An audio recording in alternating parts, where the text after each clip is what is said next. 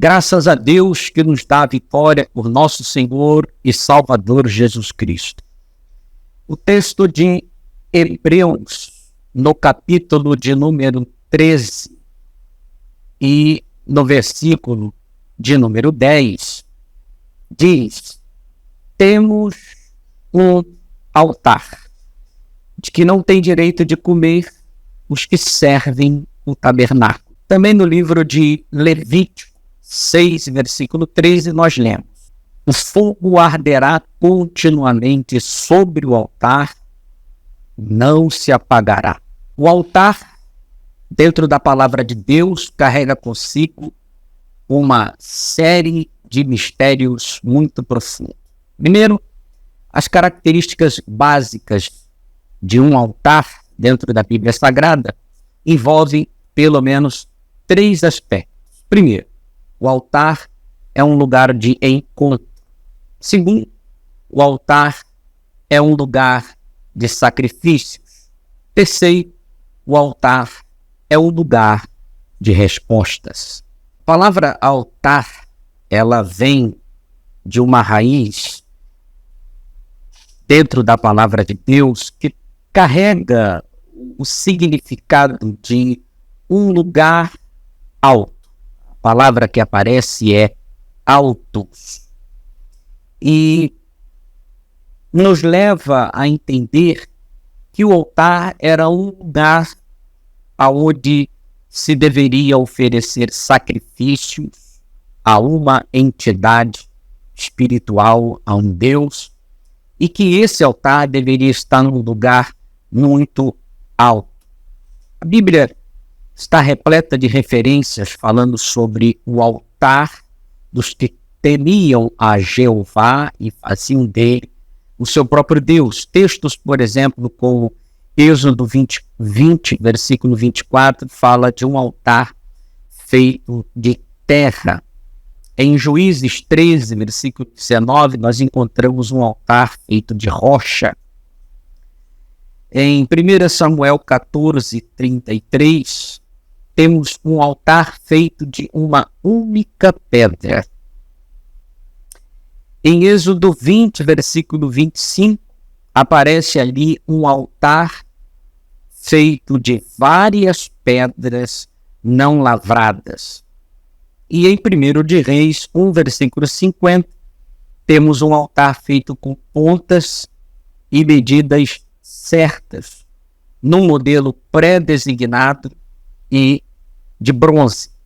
Muitos personagens na Bíblia ergueram estes altares justamente buscando estes aspectos: o encontro com Deus, um sacrifício para Deus e, consequentemente, uma resposta de Deus, como, por exemplo, Noé, Abraão, Isaac, Jacó, Moisés, Balaão, em Números 23, verso 1, Josué, Gideão, Israel, como uma nação, em Juízes 21, versículo 4, o grande homem de Deus, Samuel, o próprio Saul, como rei, Davi, Elias e Salomão, no livro de 2 Crônicas, no capítulo 4 e no versículo 1.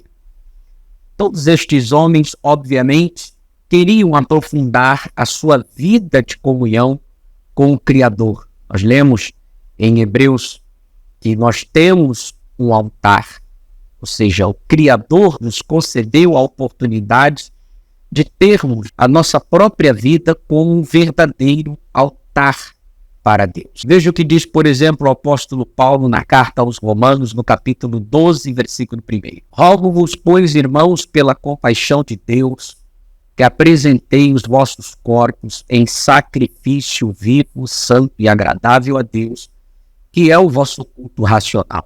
Então repara que o próprio apóstolo Paulo sabia da importância do sacrifício para Deus. E um sacrifício, na linguagem do apóstolo Paulo, era o nosso próprio corpo, que deveria ser apresentado a Deus como um sacrifício vivo, santo e, acima de tudo, agradável a Deus. Nesse processo de construção, de comunhão com o Criador, já que nós precisamos desenvolver esse ponto de contato com Deus, que é o altar nas nossas vidas. O altar deve estar puro, o altar deve estar limpo, o altar deve estar santo. Obviamente que nós precisamos construir aqui um altar com algumas pedras que eu possa compartilhar com vocês. Por exemplo, nós poderíamos colocar nessa construção com Deus e para Deus do nosso sacrifício a própria palavra do Criador. No livro do Êxodo, no capítulo 31, Êxodo 31, em um versículo de número 18, a Escritura diz: e deu a Moisés, quando acabou de falar com ele no Monte Sinai, as 2 tábuas do testemunho, tábuas de pedra escrita pelo dedo de Deus. Imagine então que nós estamos construindo um altar para Deus de várias pedras. Uma dessas pedras deve simbolizar a palavra de Deus, porque para ter relacionamento com Deus, nós precisamos da sua palavra. Não existe um relacionamento profundo, verdadeiro, íntimo com o Criador, desassociado das Escrituras. Segunda pedra que nós poderíamos colocar é a chamada pedra da edificação.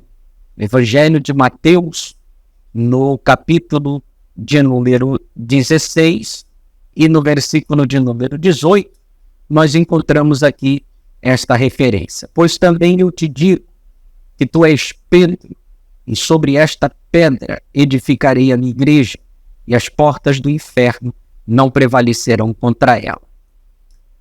Obviamente que o Senhor Jesus aqui, ao dizer, tu és Pedro, e sobre esta pedra, Jesus não estava dizendo que Pedro era esta pedra na qual a igreja deveria ser edificada, como muitos erroneamente interpretam este texto. Mas esta pedra que Jesus está falando que vai edificar a igreja é o próprio Cristo. Então não existe uma vida de relacionamento com Deus sem estarmos edificados em Cristo. Paulo chega a dizer que aqueles que estão em Cristo, uma nova criatura são. As coisas velhas já se passaram. A terceira pedra que nós poderíamos colocar neste altar de comunhão com Deus é a chamada pedra da conquista. Por exemplo, em 1 de Samuel, lembrando que estes nomes foi eu que coloquei, foi eu que desenvolvi aqui para a gente ter uma ideia do que estamos falando.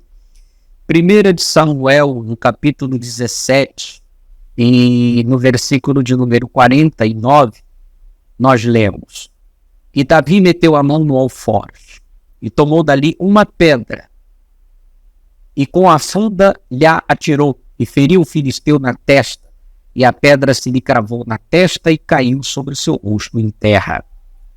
É essa a pedra da conquista, ou seja, a fé que nos leva a derrubar os nossos inimigos, aqueles que se levantam contra a construção de uma nova vida em Deus. E finalmente em Efésios, a carta do apóstolo Paulo aos Efésios, no capítulo de número 2 e no versículo de número 20, nós vamos colocar aqui a pedra principal, edificados sobre o fundamento dos apóstolos e dos profetas, de que Jesus Cristo é a principal pedra da esquina. Sendo assim, nós temos um altar construído, bem edificado, bem firmado, e que com certeza vai nos levar a viver uma vida mais íntima com Deus, com o poder da palavra, o poder da edificação, o poder da conquista e o poder da pedra principal em nossas vidas, que é o Senhor Jesus Cristo. É importante lembrar que nessa construção de um bom relacionamento com Deus, que envolve santidade, obediência, muita fé, nós precisamos também ter muita ousadia, porque com certeza os grandes obstáculos da vida se levantarão contra as nossas decisões em direção ao Criador, mas em todas estas coisas nós somos muito mais do que vencedores. Não desista, continue, permaneça. Deus abençoe sua vida e até o próximo vídeo. Aproveita que você chegou até aqui nessa transmissão, não deixa de curtir este vídeo, compartilhar com seus amigos de se inscrever aqui no nosso canal. Eu sou o pastor Leandro Araújo, estou sempre por aqui falando da palavra de Deus. Até o próximo vídeo.